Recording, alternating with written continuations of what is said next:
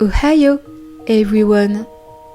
Aujourd'hui, j'ai choisi de vous raconter deux histoires très particulières. En fait, ce sont deux témoignages tirés de Reddit, comme d'habitude, qui racontent des cas d'effraction à domicile. C'est vraiment très particulier et je pense que vous serez d'accord pour dire que nous réagissons tous différemment quand nous sommes confrontés à une situation aussi terrifiante. Ces deux histoires sont vraiment terrifiantes, mais je vous laisse les découvrir par vous-même. N'hésitez pas à me partager en commentaire ce que vous en aurez pensé, à aimer la vidéo si elle vous a plu et, si ce n'est pas déjà fait, à vous abonner. Alors, installez-vous confortablement et commençons.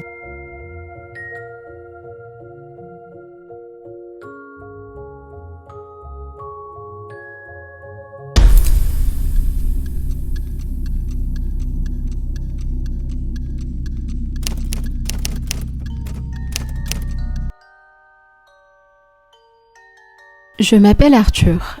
J'habite dans une ville paumée en Belgique et j'avais 14 ans au moment des faits. Mes parents étaient partis en week-end en amoureux. J'étais donc seule dans la maison qui est assez grande. Le premier soir, je me suis bizarrement retrouvée avec une très grosse boule au ventre. Du coup, j'ai été faire des courses en achetant des trucs légers pour me changer les idées. En rentrant, je m'aperçois que mon chat n'est pas bien. Il avait les poils tout hérissés et avait l'air en panique. Du coup, je l'ai pris avec moi et un énorme couteau de cuisine et je me suis barricadée dans ma chambre. Je m'étais dit qu'au pire des cas, si je me trompe, on s'en fout, je suis tout seul. Dans ma chambre, j'avais mon téléphone, un couteau, mon chat et une arme airsoft. L'airsoft, c'est comme du paintball, sauf que ça ne tire pas de la peinture, ça tire des petites billes en plastique. Détail important, ce sont des armes très réalistes. Finalement, cette nuit-là, il ne s'est rien passé. Pas un bruit, rien. C'était juste un bad trip. Au final, j'ai pas mal psychoté pour rien, mais vaut mieux être trop prudent que pas assez. C'est là que j'ai eu une idée. Ma boule au ventre ayant disparu, je m'étais motivée à sortir faire un jogging dans la forêt à 5 minutes de chez moi. Cette forêt n'est pas très grande et on y vient très rarement. Limite, si tu croises quelqu'un, c'est pas normal. Je me trouvais à l'entrée de la forêt et j'aperçois un mec marcher devant moi. Il allait aussi dans la forêt. Il faut savoir que dans cette forêt, il y a 4 chemins différents. Cet homme avait pris le chemin opposé au mien. D'ailleurs, ça m'a assez rassurée sur le moment. Je m'étais donc mis à courir. Je me sentais observée le long de ma course, mais je faisais comme si de rien n'était. Sur le chemin du retour pour rentrer chez moi, je me sentais énormément oppressée. J'avais du mal à respirer.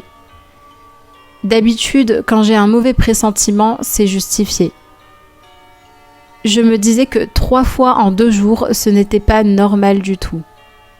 J'ai pris discrètement mon téléphone pour appeler un ami afin de dormir chez lui le dernier jour, mais ce dernier ne s'allumait pas. Et là, dans le reflet de mon téléphone qui était éteint, j'aperçois un homme avec une machette. Je n'ai pas du tout gardé mon sang-froid. J'ai crié et couru très rapidement. J'entendais un mec courir après moi, du coup j'ai accéléré encore. Je ne savais même pas que j'arrivais à courir aussi vite. Je fais du sport assez régulièrement et mon cardio est vraiment pas mal. J'ai donc sprinté jusqu'à ma maison et une fois arrivée, j'ai tout fermé à clé. J'aurais voulu m'enfermer dans ma chambre sauf que je n'avais pas la clé. Dans la panique, je m'étais rendu compte que j'avais laissé la porte du garage ouverte. Et juste le temps de le réaliser, j'entendais déjà du bruit dans le salon. Cela voulait donc dire qu'il avait directement remarqué que le garage était ouvert. J'ai essayé d'appeler la police, mais en fait mon téléphone avait 0% de batterie. C'est pour ça qu'il ne voulait pas s'allumer quand j'étais dans la forêt.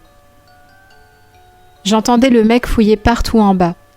J'avais alors pensé à 2 solutions. Aller dans la chambre des parents car ils ont un téléphone fixe, ce qui risque de faire du bruit, ou bien sauter par la fenêtre de ma chambre qui est assez haute, mais c'était possible de sauter sans se blesser. Et écoutez bien, je n'en ai pas eu le courage, j'étais tétanisée de peur. En plus, j'avais remis le couteau en bas dans la cuisine. Le gars avait fini par monter et ouvrir la porte de ma chambre. Il dégaina alors sa machette. Dans un élan de lucidité, j'ai pris mon arme d'airsoft qui est une réplique exacte du Colt M1911. Et je lui ai crié « Dégagez, je suis armé !» L'homme de 20 ans environ s'enfuit à ce moment-là. J'ai vécu la frayeur de ma vie. En plus, il avait cassé tout moyen de communication. Et je vis à la campagne. Les voisins, ils sont assez loin. En plus, je n'osais pas sortir tout seul en pleine nuit. J'étais donc restée chez moi. Je restais sur mes gardes.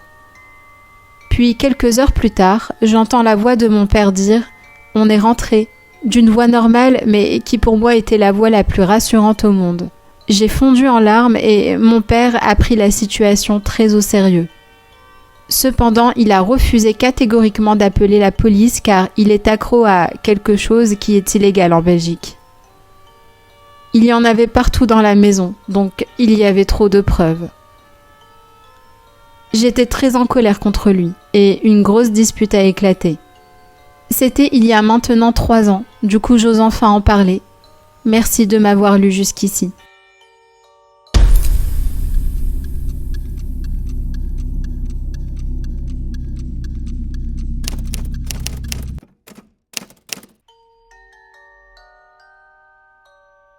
Je m'appelle Lana, j'ai 16 ans et ce qui m'est arrivé en rentrant du lycée me hante encore. C'était un vendredi soir et après une longue semaine de cours, j'étais impatiente de rentrer chez moi pour me détendre. Le soleil commençait à se coucher, plongeant la ville dans une pénombre inquiétante. Mes parents étaient partis pour le week-end, assistant à un mariage dans une autre ville. J'étais donc seule à la maison. Ce qui ne me dérangeait pas habituellement. En marchant sur le trottoir, écoutant de la musique avec mes écouteurs, j'ai ressenti une sensation désagréable d'être observée. En me retournant discrètement, j'ai aperçu un homme, vêtu d'un manteau sombre, qui marchait à quelques dizaines de mètres derrière moi. Au début, j'ai pensé que c'était une coïncidence, mais il semblait suivre chacun de mes mouvements. J'ai accéléré le pas, espérant que ce soit juste mon imagination, mais l'homme a fait de même. Mon cœur battait plus fort à chaque fois.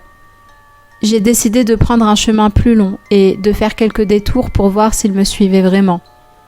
À chaque tournant, il était toujours là, à la même distance. Paniquée, j'ai finalement couru jusqu'à chez moi, un immeuble ancien avec une porte d'entrée en bois massif. En arrivant devant la porte, j'ai jeté un dernier coup d'œil derrière moi. L'homme se tenait à l'angle de la rue, me regardant fixement. Tremblante, j'ai rapidement ouvert la porte et me suis précipitée à l'intérieur, la verrouillant derrière moi. Je suis montée en courant jusqu'à mon appartement au 3e étage, et une fois à l'intérieur, j'ai verrouillé toutes les portes et fenêtres.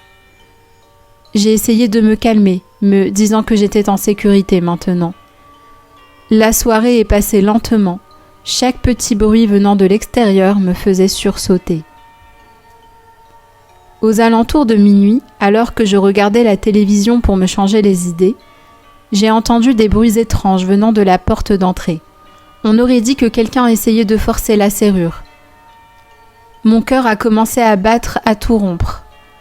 J'ai éteint la télévision et me suis dirigée discrètement vers la porte, regardant par le Judas.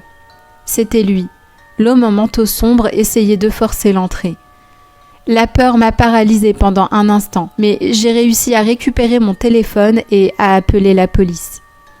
En attendant qu'ils arrivent, j'ai pris un couteau de cuisine et me suis cachée dans un placard, espérant que la porte tiendrait bon. Les minutes semblaient des heures. J'entendais toujours les bruits de la serrure et les tentatives de l'homme pour entrer. Soudain, il a commencé à frapper violemment à la porte, criant des choses incompréhensibles. Puis j'ai entendu les sirènes de la police au loin. Le bruit des coups s'est arrêté brusquement, suivi par des pas rapides dans l'escalier. Mais au lieu de sentir le soulagement, j'ai entendu des bruits de pas venir vers la porte. Il semblait que l'homme essayait de se dépêcher avant que la police n'arrive. Prise de panique, j'ai réalisé que je devais m'enfuir immédiatement. L'appartement était au 3e étage, mais il y avait un arbre avec des branches épaisses juste à côté de la fenêtre de ma chambre. Sans hésiter, j'ai ouvert la fenêtre et me suis glissée sur le rebord. J'ai pris une grande inspiration et ai sauté, attrapant une branche du mieux que je pouvais. Heureusement, je me suis agrippée fermement et j'ai descendu l'arbre avec précaution. Une fois au sol, j'ai couru aussi vite que possible vers la rue principale, là où j'espérais trouver un endroit sûr. Les policiers sont arrivés quelques minutes plus tard. Essoufflée, je leur ai expliqué la situation et ils sont montés vérifier l'appartement. L'homme avait disparu, mais ils ont trouvé des traces de sa tentative d'effraction. Depuis cette nuit, je ne me sens jamais complètement en sécurité. J'ai installé des serrures supplémentaires et des caméras de sécurité, mais la peur reste avec moi, tapie dans l'ombre, me rappelant que le danger peut surgir à tout moment. C'est ainsi que cette nuit terrifiante a changé ma vie à jamais, me rappelant constamment la fragilité de la sécurité dans notre propre foyer. Petit aparté pour cette dernière histoire, dans les commentaires du post sur Reddit, on peut lire que la personne victime, donc qui raconte cette histoire, indique que son père lui a dit que la personne qui a tenté d'entrer chez elle par effraction était une personne recherchée, mais il ne lui en a pas dit plus. Donc, à votre avis, quel genre de personne cela pouvait-il être ?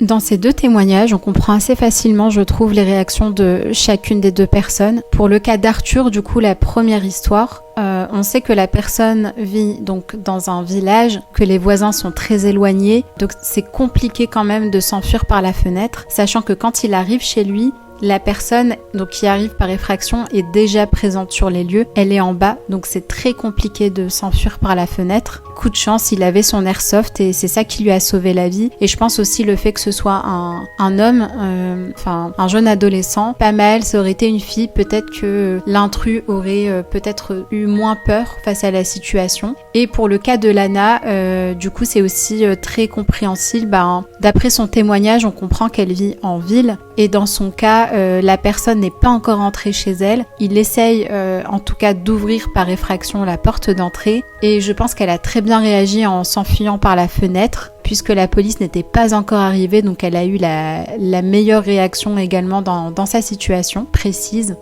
Donc voilà, dites-moi ce que vous en avez pensé de ces deux histoires. Est-ce que vous auriez réagi de la même façon, vous aussi, même si c'est très compliqué de se mettre dans la peau de quelqu'un qui vit ce genre de situation tant qu'on l'a pas vécu.